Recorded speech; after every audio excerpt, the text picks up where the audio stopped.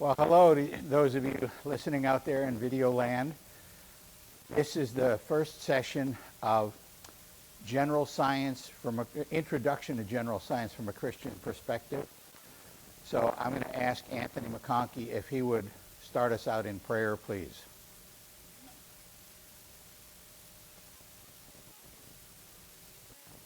Father, Lord, we just thank you for this time, Lord God. Lord, we thank you, Lord, that you open the eyes of our understanding, Lord God, and that you lead us into all truth, Lord. So we pray tonight, Lord God, that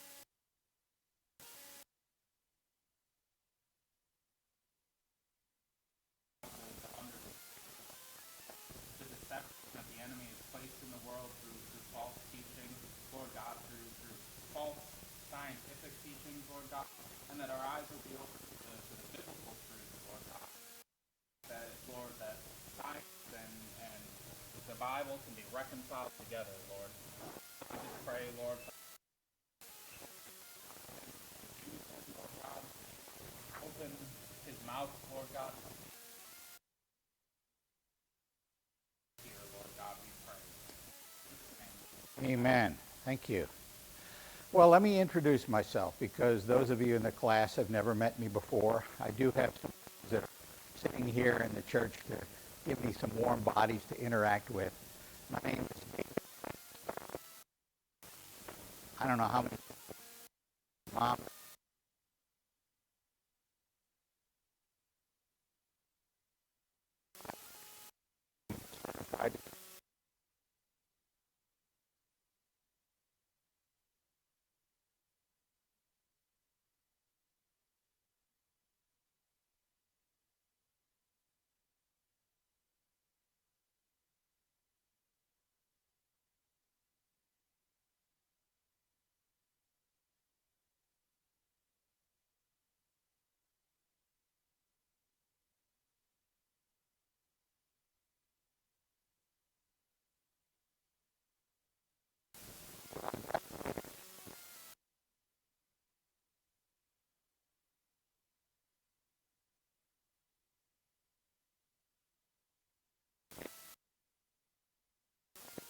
So forth.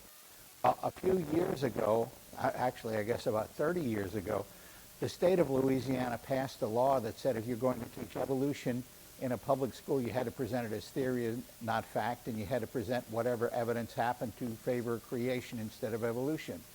So at the time I believed in evolution, but I had gotten saved, so I said, yeah, that's only fair. Let those other guys have their say. Let them present their evidence. Well, my state representative kept trying to repeal the law, and I called him and said, I'd appreciate if you just let it alone and let it be fought out in the courts. He said, it's a waste of time because there is no evidence for creation. And I said, there must be some because somebody claims it exists. He said, what is it? I said, wow, I don't know. Let me go back and start reading and see what those guys are saying, those creationists. Within about 6 weeks, I flip-flopped and I became one of them, and I realized I had been lied to. Well, I've always loved science. At the time, I had a job at IBM, but I went back to school and I started learning more and more and more and more and more, and finally I realized, oh, God's calling me to be a teacher. So the first time I ever taught a class on creation and evolution, I realized, yeah, this is why I exist. Well, I'm not going to limit this class to creation and evolution. Actually, there's not going to be very much about it in this class. This is a general science class, intro to general science. A lot of people are afraid of science, very intimidated by it, especially when it comes to math. So there's not going to be very much math in this. After a few weeks, you will see some of the equations that are used in physics, but I'm not going to make you memorize how they were derived. I just want you to see what they're used for. All of the PowerPoints that you'll see up here behind me can be downloaded either from the Legacy Ministry College Moodle, or I have a website, it's creationorevolution.net. There's a link on there that says Creation Science Lessons, U.S. and Overseas. So you can go there and download not only the PowerPoints, but also the text. The text is in PDF format. If you know anything about computers, you just save it on your computer, and then you can print it out in a hard copy form. Okay, so far so good? All right, these visuals are for use with a brand new class. It's called Introduction to General Science from a Christian Perspective through Legacy Ministry College. And that's me, the teacher of this.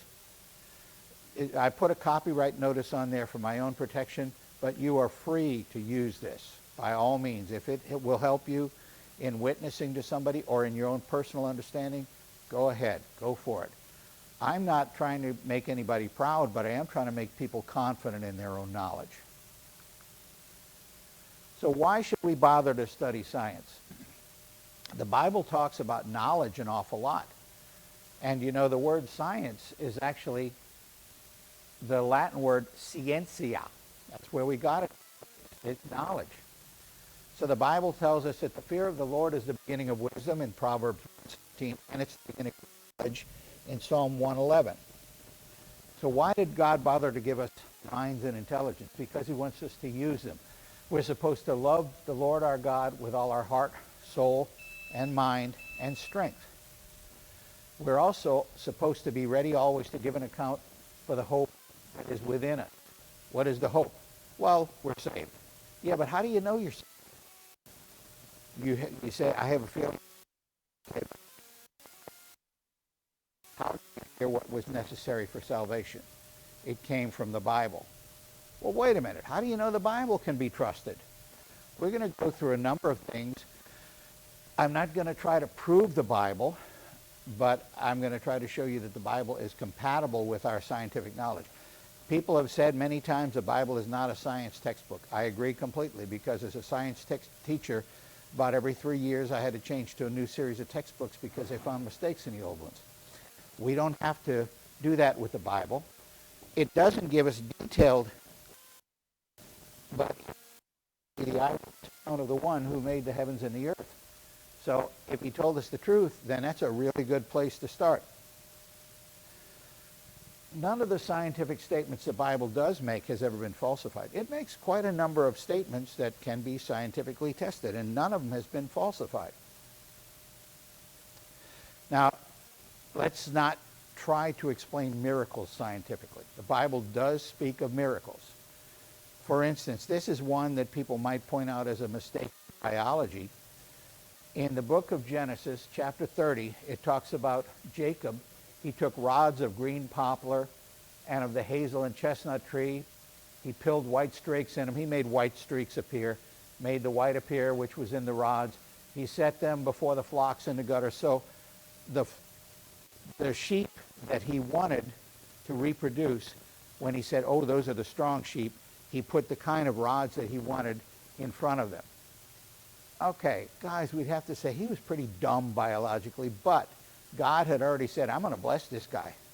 So God didn't bless him because of his ignorance. He blessed him in spite of his ignorance. So yeah, he made a mistake in biology, but God overlooked that. This was because of the direct intervention of God, though. But there are quite a large number of scientific. One of them, which you see in the book of Job, other cultures around the world said the earth was on the back of the Titan Atlas, or it was on the back of elephants, or it was on the back of pearls, or something like that. But Job 26:7 says, no, he hangeth the earth upon nothing. And then the waters, they flow into the sea, and they evaporate. And they fall down again as rain, and they go around through the rivers and around and around. That's called the hydrologic cycle. You're going to find that a number of places in the Bible, in Ecclesiastes 1, in Amos chapter 5. And this is one of the things that really gripes me. People that say the earth is flat. I'm sorry. I've been in an airplane, and I've flown all the way around, and I looked out the window from 45,000 feet, and lo, look, it's curved. I think this is something from the devil. Christians, there's so many people.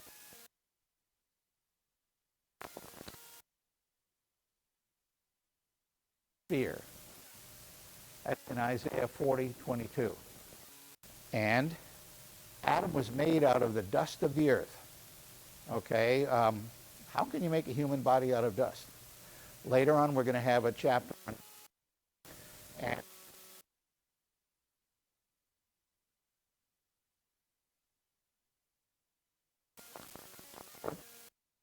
Those are the absolutely essential elements to produce anything, even the simplest cell. Of course, we use an awful lot more than just those. We probably use at least 30 elements altogether, but what's a good place to get all of those? And then also, have you ever noticed that God drew Eve out of Adam's side, not Adam out of Eve's side? Why would that be a scientifically preferable statement and say, instead of saying that Eve was first and then Adam? Well, what chromosomes do males have? XY. What chromosomes do females have? XX. Could you ever get a Y chromosome out of a female? Nope. Could you get two X's out of a male? Sure. God did a cloning operation. So it's compatible with our scientific knowledge. Not that we can prove that Eve was created from Adam. And there used to be, up until just a few hundred years ago, a common belief that the stars were rotating all the way around the earth. Every night, the stars would go all the way around. We're going to talk about that in a few weeks. But the Bible says, no, the earth is turned as clay to the seal. In Isaiah, where is that? In Job 38:14. Well, Job got that one right. The earth is turning. It's not that everything else is going around it every night. This is one of my favorites, too. People will point this out as an error in the Bible. It says that the sun is going in its courses through the heavens, from one end of the heavens to the other. And people say, that's wrong because the sun does not orbit the earth. The earth orbits the sun. Yeah, but it doesn't say the sun orbits the earth. It says the sun is in the last 50 years or so, we've discovered a cosmic microwave background that furnishes a frame of reference, and the sun and the whole solar system are moving through this microwave background through the Milky Way galaxy at about 1 million miles an hour. So yeah, the sun is making a lengthy circuit. Now, how would the author of Psalms know this? Gee, it's almost like somebody told him. There's water in space. I don't know if anybody's ever heard this recently, but the Bible says in Psalms 148:4, praise the Lord, ye waters that are above the heavens. Oh, yeah, there's a lot of water up there. We're able to analyze what's out in space using something called spectroscopic analysis, which we'll get to in a few weeks. But yeah, the Bible got that right. How could anybody have known that there's water out in space? And then I'm a physics and chemistry guy. This is one of my favorite things. The book of Hebrews says, by faith we understand that the things which do appear are made of things which do not appear. We're going to talk a little bit about waves and quantum mechanics. I'm not going to overwhelm you with it later on. But at its fundamental level, matter can hold matter, you can't hold it. Oscillating energy makes up matter. Wow, you mean the things that do appear are made of things that do not appear? That's a pretty sophisticated from 1900 years ago. That's kind of like a intro to quantum mechanics. So, of course, there will be people that will criticize, and they'll say, no, this Christian stuff can't possibly be scientific because it requires God, and you can't have God as part of science. I'm sure some of y'all have heard that before, right? You can nod your head at least. I do have a live audience here for those that are watching the video. How can you believe in prove there's We'll go over some of the things that I believe about God. Can you directly see God? No. You can only detect that he'd been somewhere by what he did. That is, he's invisible. Well, if God made the laws of nature, for instance, the law of gravity, is he subject to the laws of gravity? Is God going to get sucked down by gravity and stuck on a planet or a star somewhere? No, he made nature. He made the laws of nature. He's above nature. So what would be the word for above nature? Supernatural. God's not subject to the laws of nature. He made the laws of nature. And how long has God existed? Well, we measure time by changes in physical things, so he had to be here before physical things came into existence. That's when time started. So we'd have to say, yeah, I guess God is eternal. Well, next question is, where has God been? Well, at least his influence extends throughout the universe. He's been all over the place, or he made things happen all over the place. So the theological term for that is omnipresent, present everywhere. And what is God responsible for? Well, God does some things directly, miracles, the act of creation, and so forth. But a lot of other things he does indirectly through the processes and principles he set up. For instance, if I drop my pen right now, I don't expect God to reach his mighty hand down and force it downward, but it falls because he made gravity. So there are other things God can be directly responsible for, miracles, for instance. When Jesus comes back to earth and the heavens are rolled up like a scroll, that's a direct action of God. But most things are because God set up rules and laws in nature, and they're still operating. So he's either directly responsible for some things or indirectly responsible for most things, and a word for that is going to be all-powerful or omnipotent. And then here's one. If somebody's a skeptic, a lot of times they'll put their hands on their hips. It's not on camera. They'll go, well, who made God, huh? Who made God? Nobody made God. God is self-existent. He exists in and of himself. So I must be an idiot to believe in a God that has these characteristics: invisible, supernatural, eternal, omnipresent, omnipotent, self-existent. Only a fool would believe in that kind of stuff. Well, if there's no God, then what do you have to believe in? The universe would have to be the result of a series of forces, processes, and events operating with no particular purpose for billions of years, at least 14.5 billion years since the Big Bang. No purpose. Well, let's try to put a name on this whole series of forces, processes, and events. Some people want to call it Mother Nature. Some people want to call it evolution. Some would call it accident. Some would call it quantum fluctuation. I like the term random chance, although I was thinking you could say a lucky series of accidents and call it Alsoa, going over billions of years. But let's use the term random chance. And it's with the understanding random chance is not this thing I have in my hand right here. Random chance is just a whole series of forces, processes, and events that went on over billions of years with no particular purpose. Well, what characteristics would it have to have? Okay, so you believe in random chance. You say, no God, random chance. Please describe for me, what does random chance look like? You can't see random chance. You could only detect that it had been somewhere by what it did. Oh, you believe in something you can't see. Yeah, random chance would have to be invisible. And if random chance established the laws of nature like the laws of gravity, would random chance get sucked down to a planet by gravity and it'd be unable to escape? Of course not. Random chance is responsible for the laws of nature. That is, it's above nature or natural. And how long has the Big Bang caused everything since it's been here since before matter and energy? The term for that is eternal. And where has random chance been? Its influence has to have extended throughout the entire universe because it produced trillions of stars all over the place with all of the processes going on in those stars. So random chance has been everywhere. It's omnipresent. And what is random chance responsible for? It may be directly responsible for some things. For instance, a quantum fluctuation.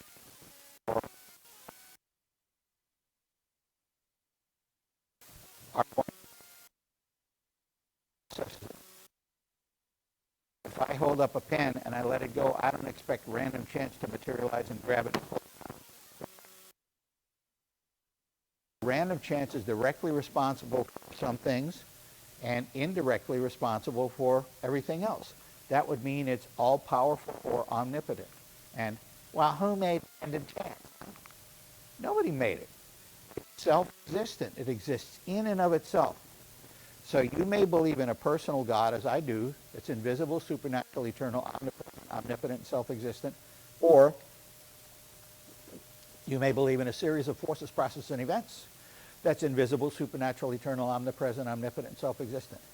You have no choice. You have to believe in something that has those 6 characteristics, at least. You have a God, whether you want to admit it or not. Now, you may worship a personal God, or you may worship an impersonal series of forces, processes, and events, but you have a God. This was just such a load off of me when I was in my 20s. I wasn't sure if there was a God or not. And I realized, oh, there has to be a God. Maybe your God is random chance, but it's not possible for there not to be a God. That's kind of cool. So if there is, can I see God? No. Can I prove God exists? No. Can you see random chance? No. Can you prove random chance exists? No. But there's a famous assemblage of ideas called Pascal's wager. What is Pascal? He came up with an idea. He said, well, if I say there is a God and there is a God, I do well. If I say there is a God and there is not a God, it matters not. If I say there is not a God and there is not a God, it matters not. If I say there is not a God and there is a God, God help me. You can make a choice. Say, you know, I believe it's reasonable to say it could be the God of the Bible, and I'm going to live my life according to the Bible and attempt to please him. If I'm right, hey, I'm going to heaven. If I'm wrong, I've lived a life of and looking forward to meeting God. So if I believe in God, I'll come to my death and hardly wait to meet you, and I'll lose consciousness.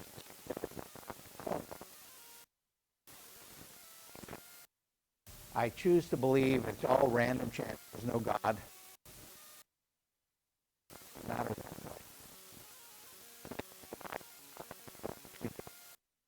stay around for a few years, but tell me some good thing that a person from, say, 2,000 years ago did, other than Jesus or the apostles, but just an average, ordinary person can't fade away to obscurity. Everything you do will also.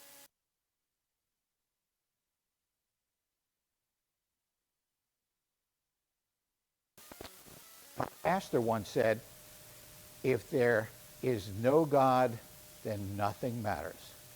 If there is a God, then nothing else matters. So if you've made a decision, you're going to live your life as if there is no God, you're going to be on this earth 70, 80, maybe 90 years, and you're going to be on your deathbed struggling for another breath, saying, oh no, I don't want to die, I don't want to die. And you die, right? And it's all random chance. Will you know you were right? No. But what if you come to your deathbed and you've been saying, oh God, no, I don't want to die, I can't fight anymore, and you lose consciousness, and very shortly after you regain consciousness and you look and say, who are you? Because you will face God.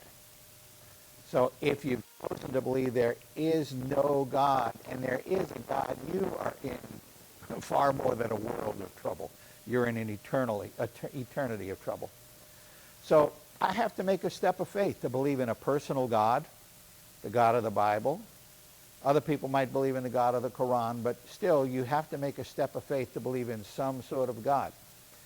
You have to make a step of faith to disbelieve in any sort of God and believe it's all random chance. If I believe in God, even if I'm wrong, I can't lose. If you believe in random chance, even if you're right, you can't win. So which step of faith makes more sense? I think it's going to be the step of faith where you say, yeah, I'm going to live my life and attempt to put God.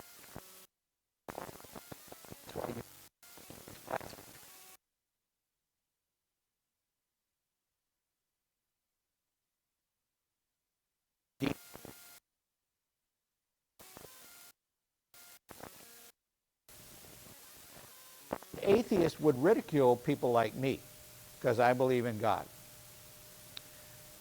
I've heard people say, you believe in an invisible man in the sky who made the universe, huh? Well, yeah, you could say that. But before Jesus came to the earth and became a man, he was always an intelligence. So I would say it's more accurate to say that I believe in an invisible intelligence who is so powerful that he, for all of the complexity and organization in the entire universe, from the largest cosmological galaxies, galaxy clusters, I believe in a God that's responsible for that, down to the smallest quantum mechanical scale. I believe that he's the one that came up with the whole thing. So I believe in an invisible intelligence in the sky that's responsible for all of that and all of the complexity of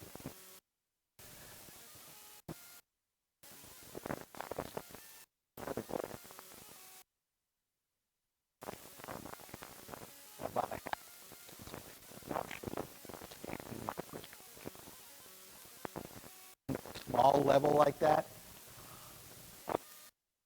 If you're an atheist, you're making fun of me because I believe in an invisible intelligence.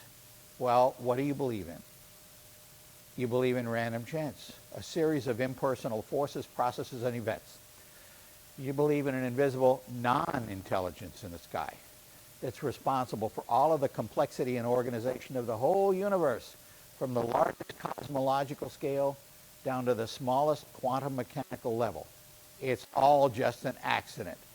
It's a result of non-intelligence. Well, okay, can I prove there's an intelligence? No. Can you prove there's a non-intelligence? No. What if I'm right and you're wrong? Uh-oh. Bring the barbecue sauce to the funeral. The Bible says that those that would come to God must believe that he exists and that he is a rewarder of those who diligently seek him. So I heard recently that one of the world religious leaders said, well, atheists can go to heaven too. That's not what the Bible says. You are without excuse if you reject God. I'm going to try to match up with what's being said on the screen. As you may have heard, my sound quit working. So anyway, here we go. I'm going to try to put it together. This may be like a really bad foreign movie that's dubbed terribly. So anyway, the Eastern religions, which is Hinduism, Buddhism, and so forth, they believe that the physical universe is an illusion. There's no such thing as objective reality. Instead, you are part of a dream that's being dreamed by one of the highest gods, such as Vishnu, and when Vishnu wakes up, then you'll go out of existence. You're just simply a figment of his imagination. You think that you're real, but it's all an illusion. Now, if you believe instead what Western religions say, then there really is a real physical universe. There is such a thing as objective reality, and therefore it's possible to accurately measure the universe with some degree of accuracy, and you can know things about it with varying degrees of certainty.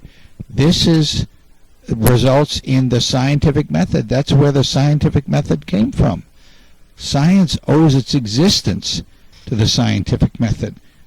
Science owes its existence to Western religious belief. As you can tell, I'm a little rattled here trying to get this all to go together. But if it were not for Western religious belief, there would be no such thing as science.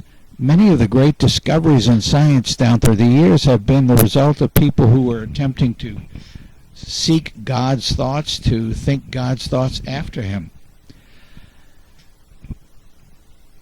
So suppose there's somebody that is really dedicated to the Hindu philosophy, the Buddhist philosophy, and they say the universe is not really real, but instead it's all an illusion. Can you persuade that person that they're wrong? Maybe not, but if they say it's all just an illusion, then that means you're an illusion, then they shouldn't mind if you come up to them and pour a pot of boiling water over their head, should they? I think that when you approach with that boiling water, all of a sudden they're going to realize, no, my philosophy is probably not going to prevent a whole lot of pain. So then they'll recognize, yeah, it's really real. And even the staunchest Hindus and Buddhists do look both ways before they cross the street because they recognize that that bus really is real. Okay, so here's a question that a lot of people have come up with down through the years. It's called solipsism, especially intelligent people. They wonder, is the universe really real, or am I all alone? This is the idea that the self is all that is. In the Matrix, you'll see something like that where it's all imaginary. Well, this was dealt with several centuries ago by René Descartes, the guy that came up with I think, therefore I am. He was wondering, what could he be absolutely certain is real about the universe? Well, do I exist? And he came to the conclusion that somebody's asking a question about whether I exist, so there must be a questioner. Who's that questioner? Oh, that would be me. Oh, okay, so I do exist. Now, how about the rest of the universe? Well, think about this. Where did you come from? Either you've always existed, or you made yourself and forgot about it, or something outside yourself, which would be your concept of God, made you.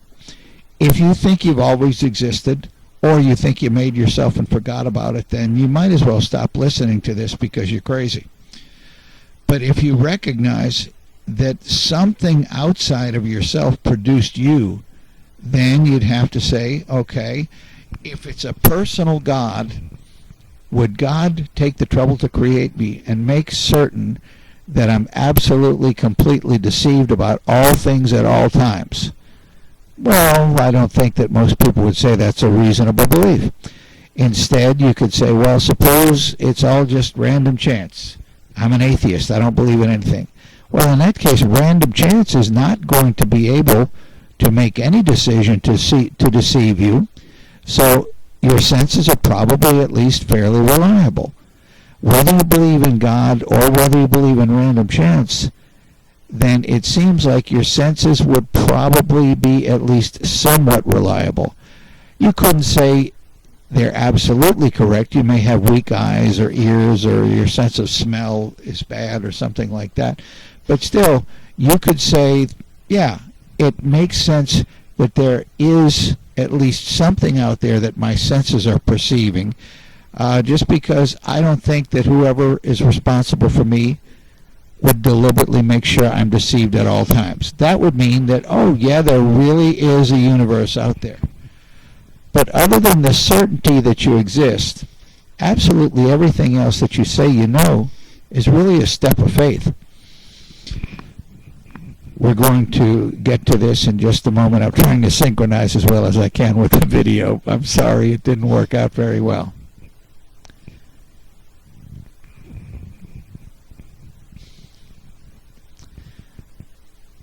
Trying to catch up, trying to catch up, trying to catch up, trying to catch up.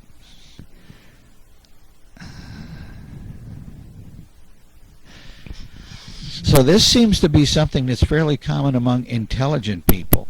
I don't know if those who are less intelligent ever stop to think about, do I really exist? Does the rest of the universe really exist? But you would reach the same conclusion Descartes did, that it's most reasonable to recognize that, yeah, there really is a real universe out there.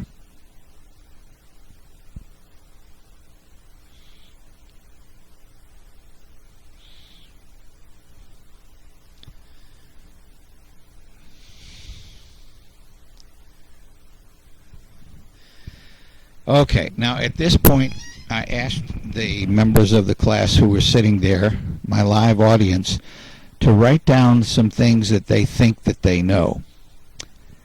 And people came up with various things, like you can tell if you're a male or a female.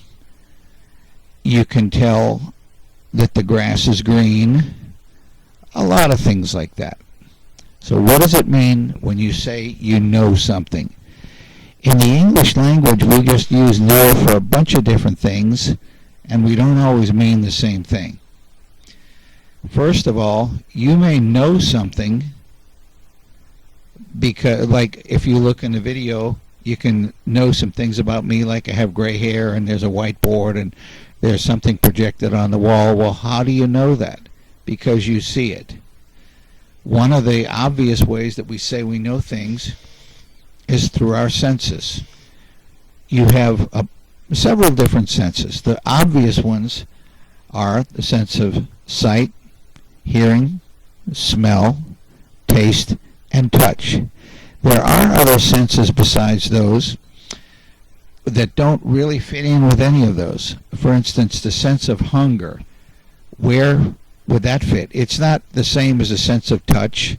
So I just want to deal with the 5 obvious senses. Now, there's another one that's lesser known. It's called proprioception. You can probably wiggle your right big toe without having to look at it because you know where it is. That's the sense of where your body parts are.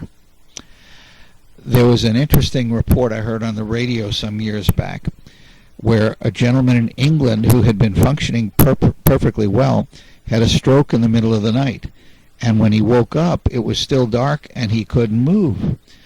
When the light came on a bit, when the sun came up, he could raise his head just a little bit and look and see his hand. And as long as he could watch his hand, he could make it move. But as soon as he took his eyes off his hand, it just stopped where it was. So he was gradually able to move his body to get out of bed by moving his head first and then his hands, and finally he got out of bed. Well, he had had a stroke and he had lost his sense of proprioception, which we take for granted. Every time he wants to eat something, he has to look at his hand and watch his hand bring the food up to his mouth. If he wants to drink something, he has to look at his hand and watch it bring the glass up to his mouth, which is an amazing thing to us, having to think about that. Every time he wants to walk, he has to watch his feet and move his feet along as he's looking at it. And he said that one time, it was a really embarrassing thing, he was walking down the street and he was looking at his feet, and as he did, he noticed out of the corner of his eye that a pretty girl walked by, so he glanced up at her and he fell over because his proprioception was not working properly. So that's not the sense I'm talking about. What I mean is see, hear, feel, smell, taste. So some of the things that I was dealing with were things like colors.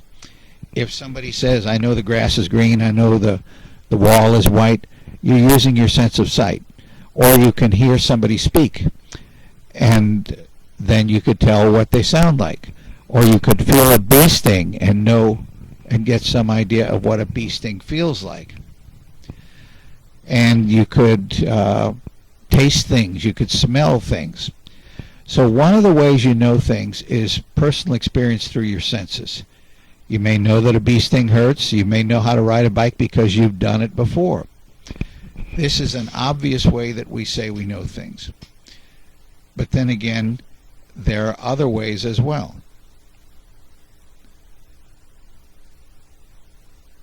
I don't remember exactly what I said. I'm sorry. For next week, I promise I'll have a better microphone.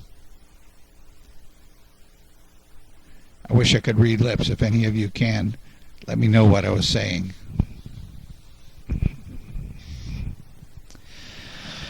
Now, the senses are not the only way that we say we know things.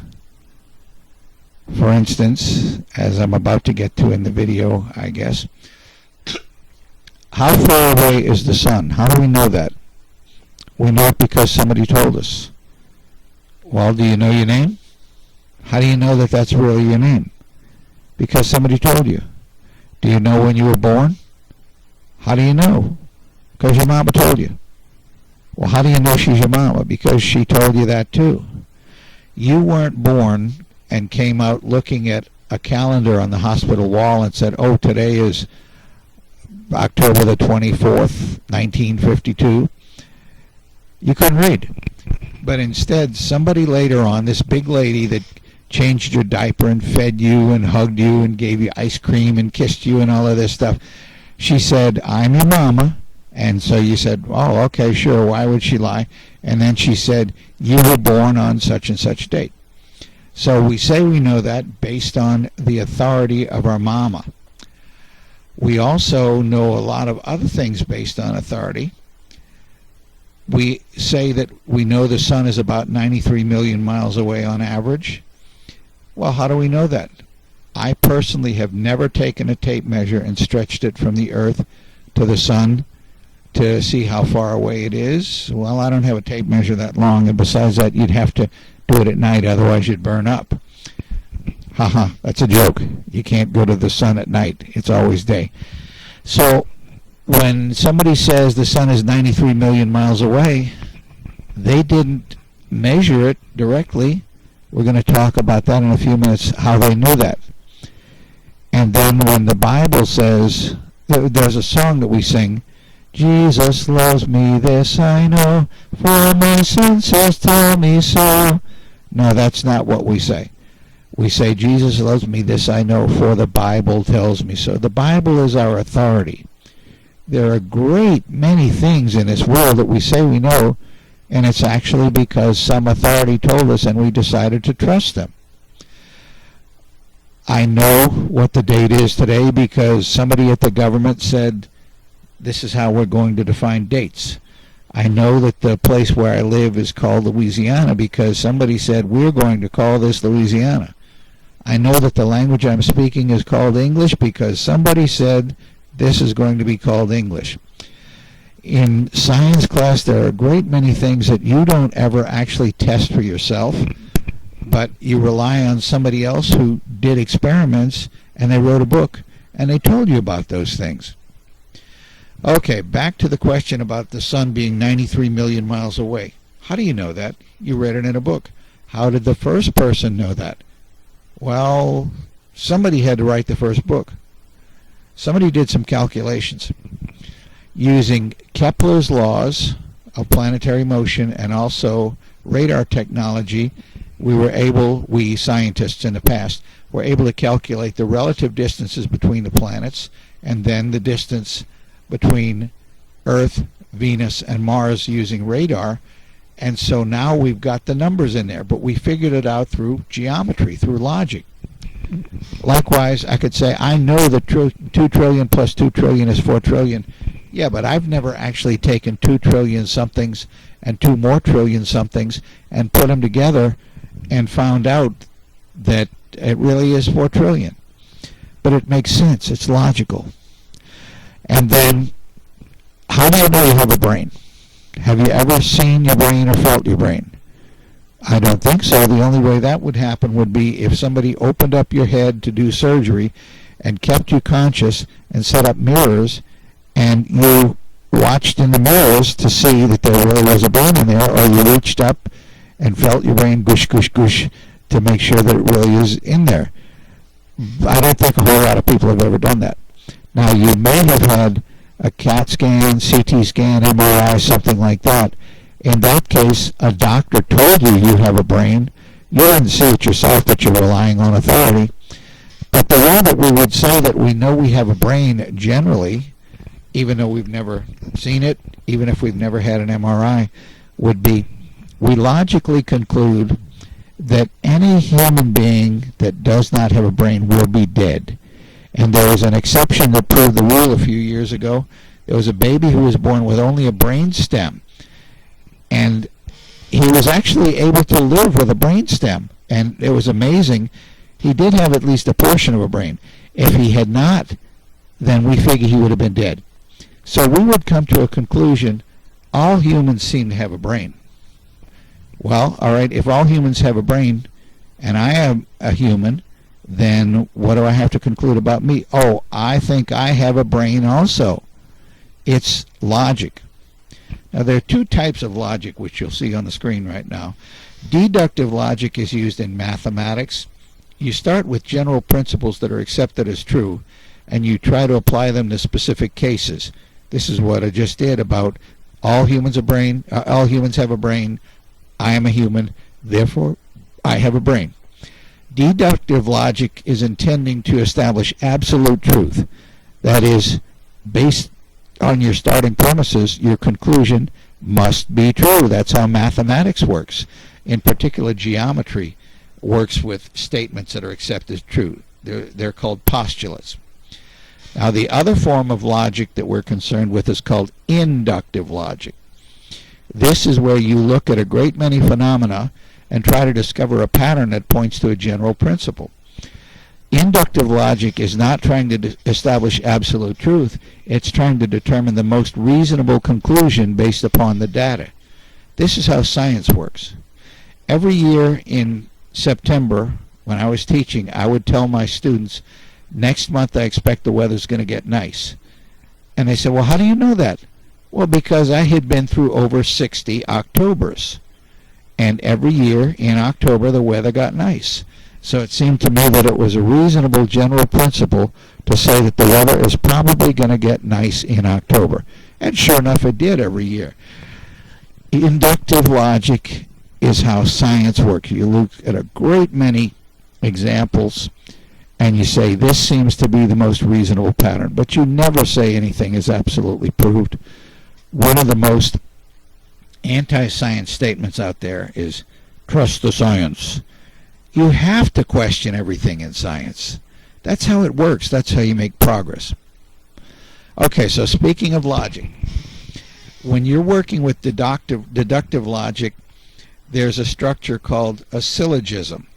And as you see on the screen, it says if the first statement is true, then the second statement is true. That's your major premise, an if-then. And then you come back and you say, well, yes, the first statement is true. That's your minor premise. And that would lead you to the conclusion, therefore, the second statement is true. You can represent this in a Venn diagram. On the inside of a circle, a smaller circle, you would have if the first statement, the outer statement, then the second one. So anything inside the inner circle, the if, is automatically inside the outer circle, the then, but not the other way around. Things inside then are not necessarily inside the if part. You can chain these things. So my example, I live in Louisiana, so if I live in Louisiana, then I live in North America. If I live in North America, then I live on the Earth. If I live on the Earth, I live in the Milky Way galaxy. So there's a whole series of things you could chain, and later on we'll get to how people say they know how big the universe is. There's a whole series of logic in which I think that there's probably a couple of false premises. All right, when you're starting with geometry or any version of math, you start with statements that are accepted as self-evident. These are called postulates in geometry, or you could call them presuppositions, assumptions, premises, anything like that. Well, the ancient geometer Euclid, he came up with 23 different postulates. One of them said that if you have a line and a point that's not on that line, there could only be one parallel line through that point, the one that's not on the first line. Well, if you look at the diagram, you'll see what that's intending to say. Could you prove that? No. You would have to check every possible line and every possible point in the whole universe to be sure. But Euclid said, it's obvious, it's self-evident. And most people would say, yeah, that is self-evident to me, except Lobachevsky and Riemann came along many centuries later, and they said, we think that Euclid was misunderstanding the character of the physical universe, and there's really no such thing as a straight line. So the first one said space is negatively curved, so that there would be an infinite number of parallel lines through a point that's not on that line. Prove that. You can't. You can't prove Euclid's version. You can't prove Lobachevsky's version. You can't prove Riemann's version. Riemann said that space is curved the opposite direction, so that there's no such thing as a straight line, and all lines intersect at infinity. So you can't have any parallel lines anywhere. There's no such thing. Well, prove that. You can't. You can't prove Euclid's version. You can't prove Lobachevsky's version. You can't prove Riemann's version.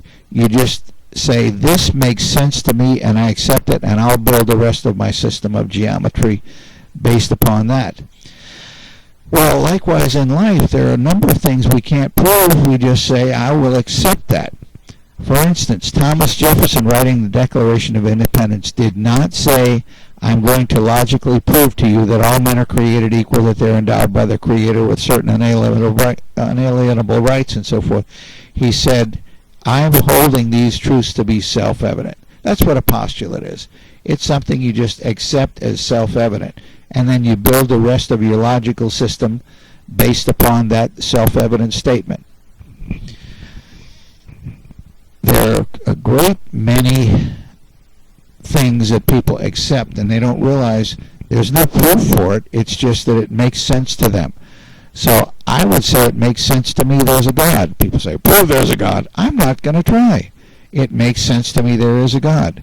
Somebody else would say, no, it's all just random chance. And I would say, prove that to me. They can't prove that either. It's just whatever seems to make sense to you. So when you're dealing with logic, you need to make sure that you're starting with correct premises. Euclid said only one line. Lobachevsky said no lines. Riemann said an infinite number of lines. Well, that was a basic premise for each one of them. So if you're trying to be logical, then even with correct logic, you need to make sure that you have correct premises also. Suppose I tell you that all dogs bark, which could be expressed as if an animal is a dog, then it barks. And then I give you my minor premise, Snoopy is a dog. You're forced to the conclusion, therefore, Snoopy barks. Well, is that true? Do all dogs really bark? Snoopy could have laryngitis, he could be bashful, he could have had throat surgery, he could have a sore throat, or he could be a Basenji. There's a whole breed in Africa called the Basenjis that were selectively bred not to bark so that they wouldn't scare away the prey. So if my premise is wrong, all dogs bark, then my conclusion is also unreliable. Maybe Snoopy doesn't bark.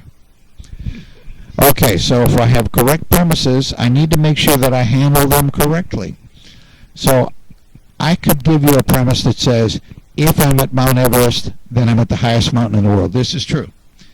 There's a structure called the converse where you flip around the if-then part, and I could say, if I'm at the highest mountain in the world, then I'm at Mount Everest. That's also true because there's an exact one-to-one match between those two. Well, this is called the converse, and it's only reliable if there's a one-to-one match. If there's more than one possible explanation, you can't turn it around. But this is what evolutionists do very frequently. Suppose that I say, if I'm at Victoria Falls, then I'm at one of the largest waterfalls. Or if I'm at Angel Falls, any of the other, then I'm at one of the largest waterfalls. That's correct. If I'm at this waterfall, it's one of the largest. I can't go the other way and say, if I'm at one of the largest, then I'm at Niagara, or then I'm at Victoria. I can't tell. I would need more information, more evidence. While this relates to the whole thing about creation and evolution, I have read people make statements to the effect that it seems ridiculously improbable that something as complex as a horse would have evolved, but yet horses are here, so they did. No, that's exactly the logic you see on the screen right now. There are multiple possibilities. If the universe, if atheistic evolution is correct, then the universe would exist. If theistic evolution is correct, it would explain the universe. Young Earth creation would. Old Earth creation would. Maybe something else we're not thinking of. They could all lead to the existence of the universe. But just because the universe is there, we don't know which of those explanations is correct. We need to do some more searching and analyzing evidence. Well, likewise, I mentioned about the horse. Horse exists. Okay, you could have atheistic evolution, theistic evolution, direct creation. You can't tell which one it is just from the fact that the horse exists. There's more than one possible explanation. Okay, so deductive logic as compared to inductive logic, they go in opposite directions. Deductive logic, you start with certain premises, wherever you got them. They may be things you just accept as self-evident, and they're not necessarily the result of testing. You have these ideas before you begin. That's called a priori, because you have the idea prior to your investigation. Now, inductive logic, which is what you use in science, goes the other way. It is not something that you decide before you begin your investigation. You draw conclusions after you've gotten observations of many observable phenomena. This is called a posteriori because it's posterior. It's after. So back to knowing things. Besides knowing things by personal experience through the senses, by authority, by logic, you may know things based on feeling or intuition. You may see a person and say, oh, that's the love of my life. And you go, wow, and somebody else looks at that person and goes, what? And you say, hubba hubba. And somebody else looks at the person and goes, huh? Hubba hubba, that's for us old people, you know. That means this person's really attractive. So you could be standing next to the prophet Jeremiah, and he got a revelation from God. What would you hear? Not a thing. Your intuition is for you, my intuition is for me. So the person you say, this is the love of my life, well, great, but it's not the love of somebody else's life. I was living in New Orleans during the time of Hurricane Katrina, and a friend of mine called me 2 days before it came through and said, what are you going to do? Well, I have delusions of grandeur. I had a small boat, so I said, I'm going to stay here, and maybe I'll be able to go around in my little boat and help rescue people from their roofs. It didn't work out. I had about 6 inches of water in my street. It wasn't enough to launch the boat, and nobody needed it anyway.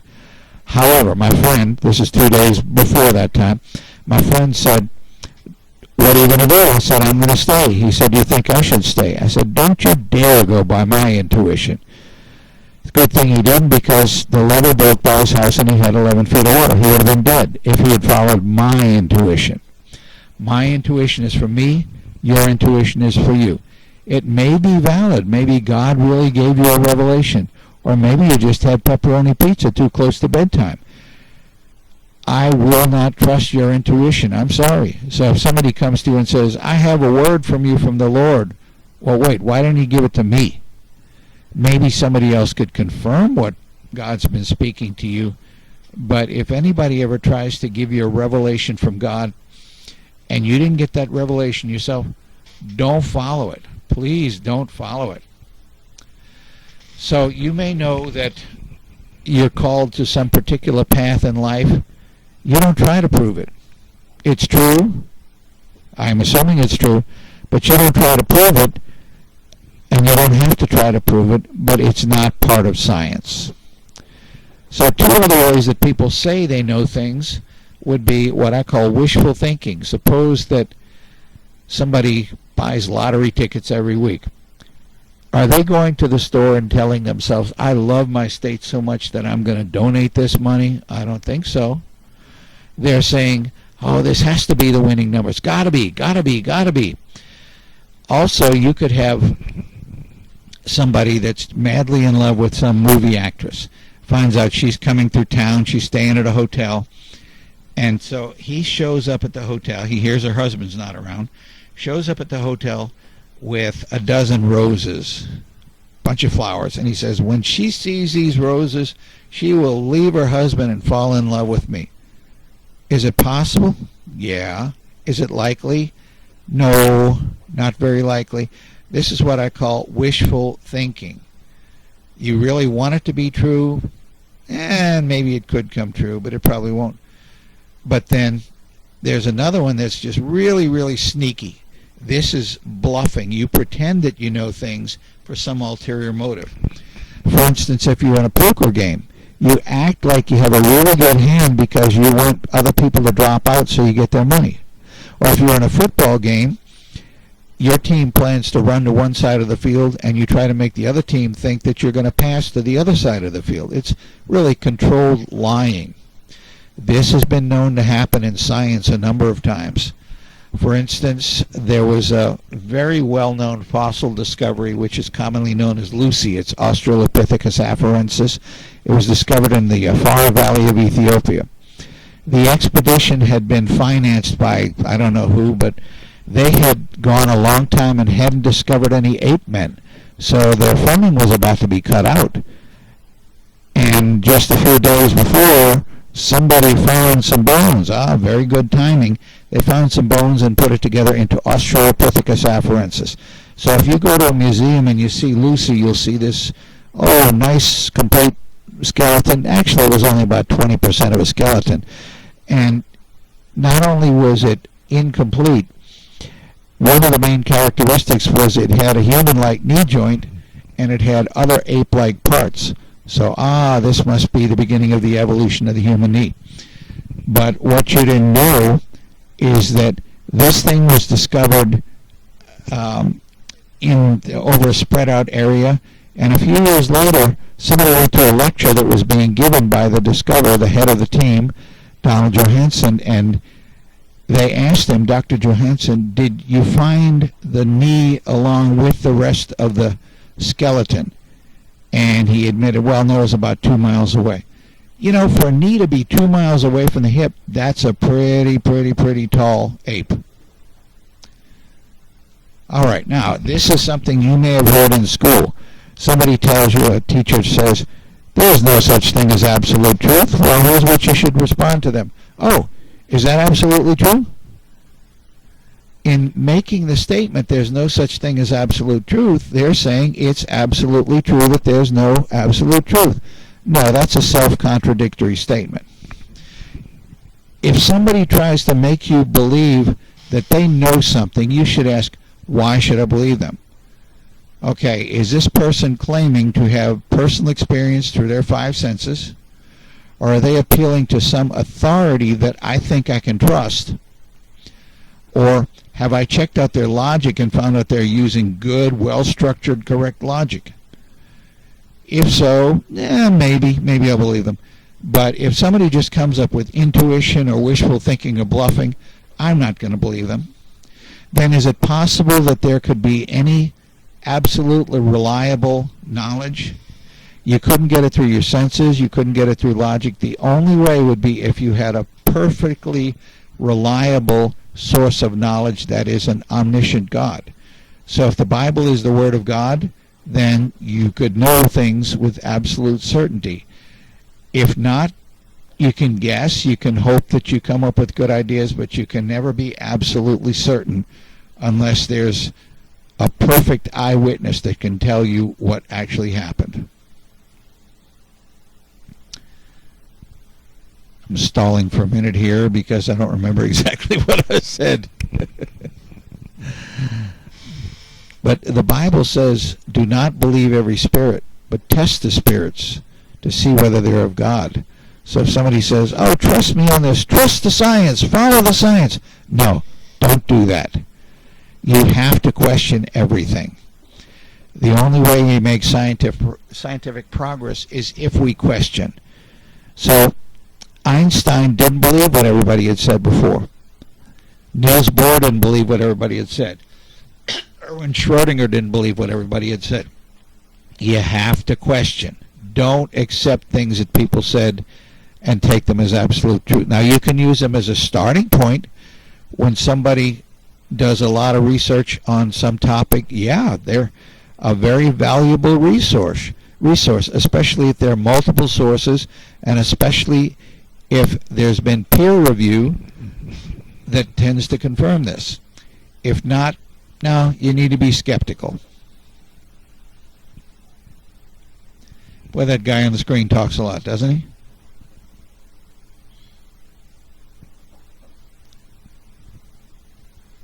I don't remember what I was saying at the time. I wish somebody could read lips and tell me, what in the world was this guy saying?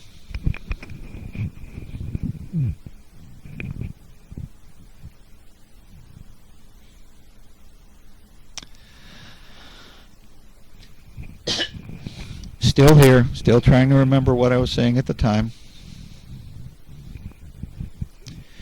So the point of this is having to do with science. Why should you believe something that a person tells you and they claim to be a scientist? Have they done experiments? Experiments are going to require you to do certain things. If you want to really do science, it's not that there's the scientific method. There's just general scientific methodology that we follow. So the first thing you do is you notice something in nature through your senses. You say, oh, look at that. The sky is blue. Why is the sky blue? Or, oh, look, the grass is green. Why is the grass green? Or you could say, could music affect how plants grow? Because I'm a farmer and I want to grow more corn. I'm not really a farmer. But you want to determine something, so answer some question that you've noticed as a result of your senses. So it would be really dumb of you not to do any research into what other people have done, because you may save an awful lot of time. If you want to know everything there is about the Malaysian tree frog, you could move to the jungles of Malaysia, stay there 20 years, watch the frogs, and learn a lot. Or you may be able to save yourself about 20 years and find out, has somebody else already done this? If so, it's a really good idea to rely upon them as your authority. Now, it's always a good idea to rely upon more than one authority, and also always go to the primary source. Go into the technical journal or wherever the original article was published. Don't just go by somebody's summary of it, some little brief thumbnail. And I know we creationists a lot of times are guilty of this, where instead of going back and reading the primary source, we'll read a quote from a book. That's not really good scholarly research. So after you've gathered information, then you come up with a hypothesis, which is based upon deductive logic. You say, I think if this happens, then that will happen. And then you decide, you come up with some way to test the hypothesis. That is, you're going to observe it with one or more of your senses, and when you do, you will then be able to see whether that hypothesis really is sensible, whether it works. So you come up with an experiment to test the hypothesis. You repeat it a bunch of times, not just once. And so you're observing the results either directly, or you record them and watch them later on to some sort of measuring device. And then you see what seems to be the pattern. This is inductive logic. So now you publish your results so that your peers can test them to either confirm or refute them. I read something online that kind of bothered me. Somebody was saying, oh, you know, those evolutionists, the peer review is just to reinforce what they're saying. Well, yeah, there are things like that, but in general, in science, peer review is a wonderful tool. If you're a chemist, you submit your results to other chemists. If you're a physicist, to other physicists, and they try to shoot holes in it. And if they find anything wrong, they come back to you and they say, here's a problem. You can either say, oops, let me fix that, or you can say, no, I'm right because, and you argue back and forth. And so you finally satisfy the editors of the journal and the peer review committee and so forth, and then you publish. You now become the authority. But in science, I certainly disbelieve in evolution and a lot of things that are peer-reviewed are relating to evolution. But in science, peer review is more or less the gold standard. A few years ago, there was a report published in National Geographic, which is not a peer-reviewed magazine, and it talked about the oldest ancestor of man. It was Darwinius massillae, discovered in a gravel pit in Germany.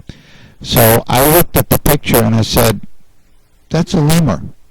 I hope everybody knows what a lemur is. Go watch Madagascar and you find out what lemurs like. They like to move it, move it, move it.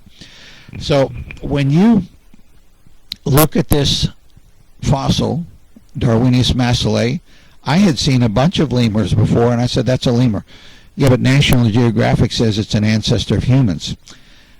Well, about 6 months later, some paleontologists got a hold of the fossil and analyzed it, and they said, that's a lemur. Well, yeah, duh. National Geographic is not peer-reviewed.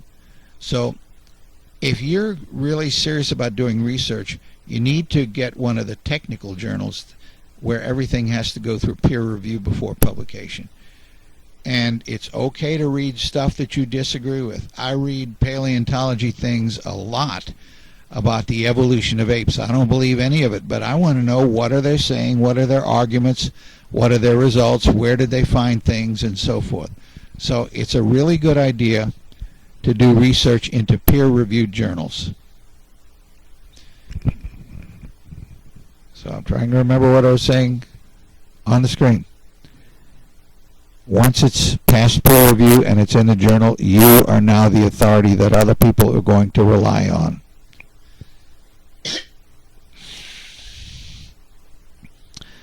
Okay, so when you're trying to claim that something is scientific, you have to be able to do experiments. You have to be able to do them over and over and over and over and over again. That is, they have to be repeatable and observable. And can you repeat the past? No, certainly not. What you have to do, if you're claiming to do science, is come up with repeatable, observable experiments that can be repeated any time you want. That is, science goes on in the present.